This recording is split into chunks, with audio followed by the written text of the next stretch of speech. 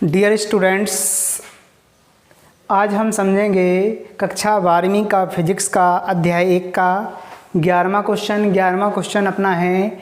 एक समान विद्युत क्षेत्र में, मतलब समान विद्युत क्षेत्र है, स्थित द्विध्रुव पर लगने वाले, द्विध्रुव के बारे में हमने आपको समझाया है डिटेल से। द्विध्रुव पर लगने वाले बल युग्म आघूर्ण के लिए व्यंजक प्राप्त कीजिए।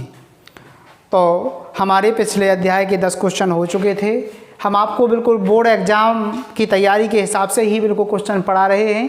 आप नियमित पढ़ते भी जाएं और आगे भी पढ़ लें। वीडियो तो हमारे लेट आते हैं, थोड़े कभी कभी रेगुलरली आ जाते हैं, तो आप लोग आगे की पढ़ाई करते जाएं और जो वीडियो से हेल्प मिले वो आप लोग लेते जाएं। तो चलिए शुरू करते हैं। एक समान विद्युत क्षेत्र में स्थित द्विध्रुव पर लगने वाले, तो सबसे पहले अपन एक विद्युत क्षेत्र बनाते हैं, चित्र डायग्राम, और फिर उसमें एक द्विध्रुव रखते हैं और उस पर लगने वाले बल युग्म के लिए अपन एक व्यंजक प्राप्त करेंगे। उसको आप लोग डिटेल से समझना। तो चलिए शुरू करते हैं। सबसे पहले एक चित्र बनाना अनिवार्य होगा आपको, तो चित्र बनाते हैं हम। पहले इस प्रकार से आप लोग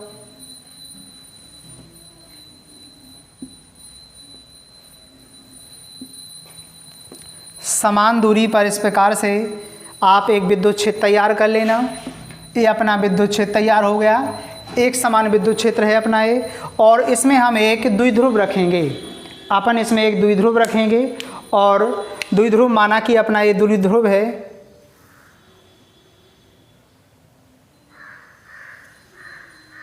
ये अपना यहाँ पर द्विध्रुव है, अपना ये द्विध्रुव है। अब इस द्विध्रुव पर लगने वाले बल युग्म आघूर्ण के लिए व्यंजक, तो अपन को क्या काम करना है कि यहाँ पर इसका सिरा A है, यहाँ पर सिरा B है, और सिरा A पर अपना धन Q आवेश है।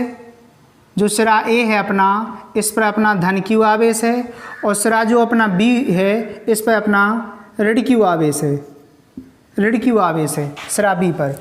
अब क्या होगा कि सिरा A पर धन Q आवेश के कारण कोई एक बल लगेगा विद्युत क्षेत्र की दिशा में, इस प्रकार से। उसको अपन नाम देंगे F1। और ऋण Q आवेश, क्योंकि आवेश समान है दोनों, एक समान विद्युत क्षेत्र है तो आवेश भी समान होंगे, आवेश समान होंगे तो बल भी बराबर होगा। तो ऋण Q आवेश के कारण एक बल विपरीत दिशा में लगेगा। जब धन Q आवेश के कारण विद्युत क्षेत्र की दिशा में साइड बल लग रहा, तो ऋण Q आवेश, ऋण हमेशा अपोजिट होता है, तो विपरीत दिशा में बल लगेगा। इसको अपन नाम देंगे F2। ठीक है ना। ये अपना चित्र तैयार हो जाता है। और अपना दोनों द्विध्रुव यानी AB के बीच की दूरी अपनी 2L है, यानी यहाँ से यहाँ तक के बीच की दूरी जो है अपनी वो 2L है। इसको अपन 2L कर देंगे। अब चलिए इसमें अपन भाषा लिखते हैं, भाषा को समझते हैं, और इसमें एक काम और करेंगे अपन, इसको और समझने का प्रयास करेंगे। आप लोग इसको और समझने का प्रयास करेंगे। यहाँ पर अपन दे देते हैं, यहाँ पर देते हैं ऋण Q आवेश। अब यहाँ पर एक डायग्राम तैयार करते हैं। यहाँ से अपन इस प्रकार से, यहाँ से यहाँ पर जो कोण है उसको अपन थीटा मान लेते हैं कि जो विद्युत द्विध्रुव रखा गया है वो थीटा कोण बना। यहाँ पर 90 डिग्री का कोण बनेगा, यहाँ पर 90 डिग्री का कोण बनेगा। तो प्यारे बच्चों समझते हैं। यहाँ पर डायग्राम अपना तैयार है पूरा 100%। पहले इसकी भाषा लिखते हैं, भाषा समझने के बाद फिर अपन सॉल्व करेंगे पूरा।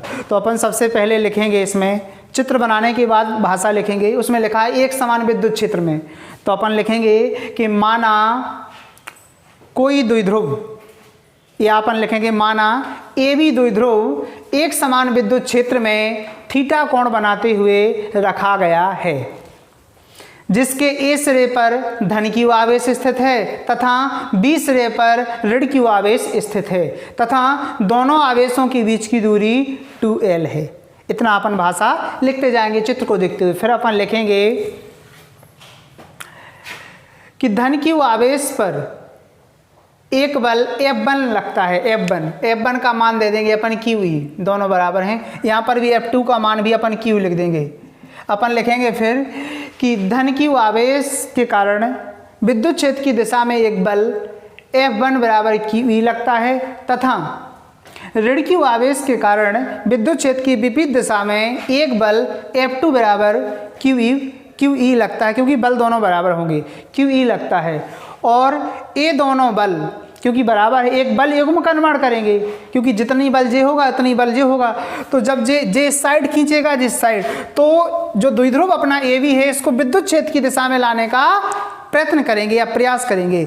इसी को अपन प्रत्यानयन बल कहते हैं। मतलब जे बल इस साइड खींचेगा, जे इस साइड खींचेगा, तो जे जो द्विध्रुव अपना ए बी है जे इस साइड से यानी विद्युत क्षेत्र की दिशा में लाने का प्रयास करते हैं, इसे प्रत्यानयन बल कहते हैं अपन। ठीक है ना। फिर अपन सूत्र लगाएंगे, प्रत्यानयन बल युग्म आघूर्ण बराबर एक बल गुणे दोनों बलों के बीच की लंबवत दूरी। एक बल कोई भी ले लो, क्यू ई, चाहे क्यू ई ले लो, और दोनों बलों के बीच की लंबवत दूरी ए बी, यहाँ पर अपन सी मान लेते हैं। ठीक है ना, यहाँ पर सी दे देंगे अपन चित्र में, ए यहाँ पर, बी यहाँ पर, सी यहाँ पर। तो फिर अपन सॉल्यूशन करेंगे पूरे सवाल को।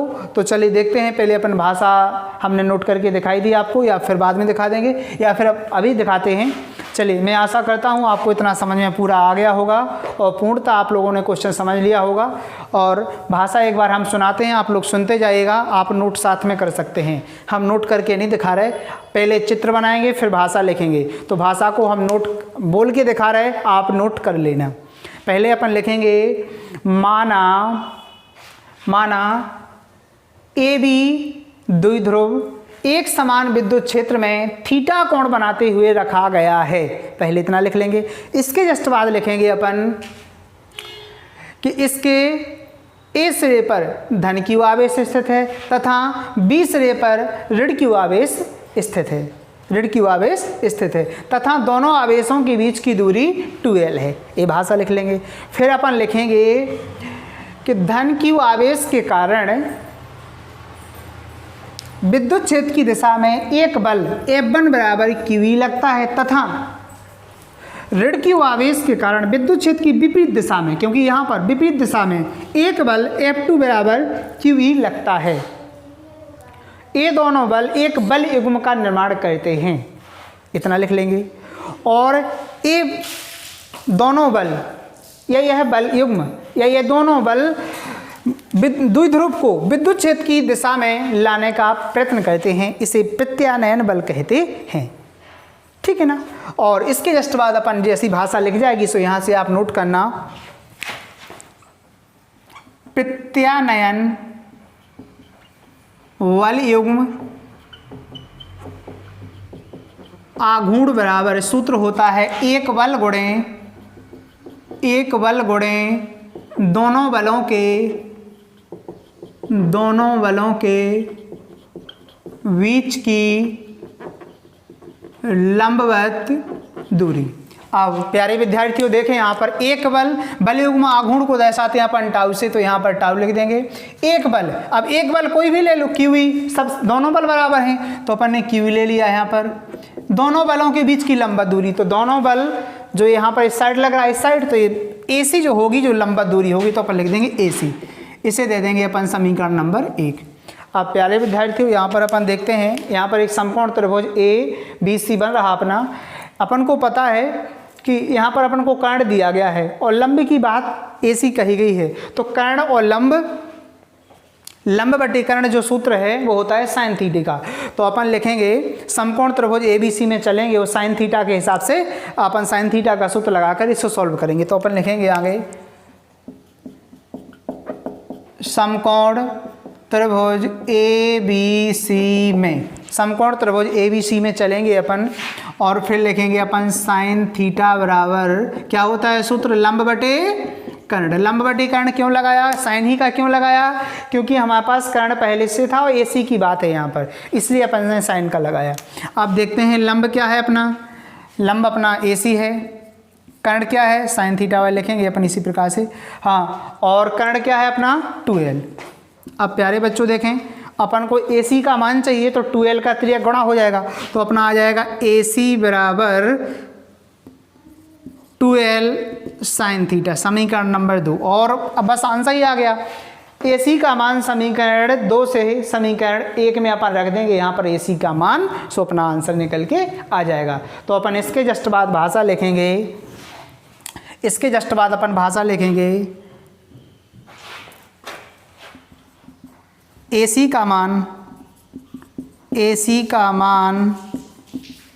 समीकरण 1 में रखने पर, समीकरण 1 में अपन AC का मान रखेंगे तो टाउ बराबर अपना हो जाएगा QE पहले से है अपना, AC का मान कितना है 2L sin थीटा।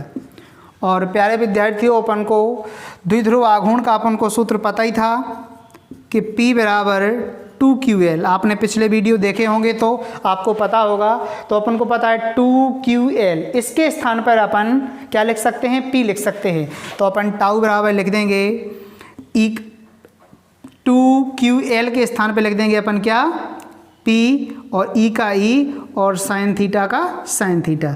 ये अपना द्विध्रुव आघूर्ण का एक समान विद्युत क्षेत्र में द्विध्रुव पर लगने वाले बल एवं आघूर्ण के लिए व्यंजक अपना स्थापित हो गया। ये अपना व्यंजक आ गया क्या, टाउ बराबर PE साइन थीटा।